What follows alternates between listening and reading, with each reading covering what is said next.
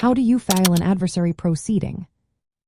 If you find yourself in a bankruptcy situation and need to resolve disputes, you may be wondering how to file an adversary proceeding. This is a specific type of lawsuit within a bankruptcy case. It helps address conflicts between parties, like creditors and debtors. Let's break down the process step by step so you can understand what to do. First, it is essential to know that an adversary proceeding is similar to a lawsuit in other courts. You will need to prepare a complaint that clearly states your claims and the relief you are seeking. This could involve preventing the discharge of certain debts or resolving property ownership disputes. Before you start, consulting with a legal professional is a smart move. They can help you determine if filing an adversary proceeding is the right choice for your situation. It is important to review the federal rules of bankruptcy procedure and relevant sections of the bankruptcy code to ensure you are on the right track. Once you have prepared your complaint, the next step is to file it with the bankruptcy court. This is where you officially start the adversary proceeding. After filing, the court clerk will create a separate electronic docket for your case. This docket will track all activities related to your proceeding. Now, you need to serve the complaint on the defendants. This means delivering the complaint and a summons to them.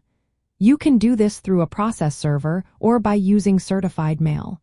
It is important to follow the rules for service to ensure that the defendants receive the necessary documents.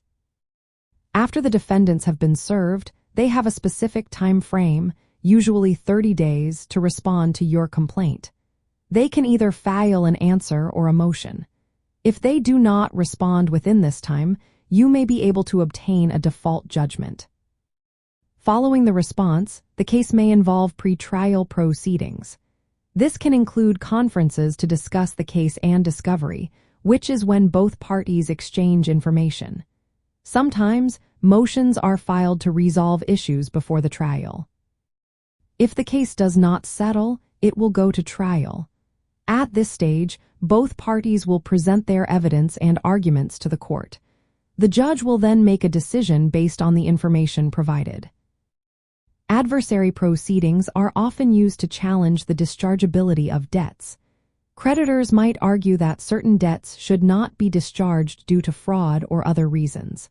They can also resolve disputes over property ownership or the validity of liens. Understanding how to file an adversary proceeding is essential for effectively managing a bankruptcy case. It allows you to seek specific relief that may not be available through the main bankruptcy process. By following these steps, you can navigate the filing process and work towards resolving your disputes in bankruptcy.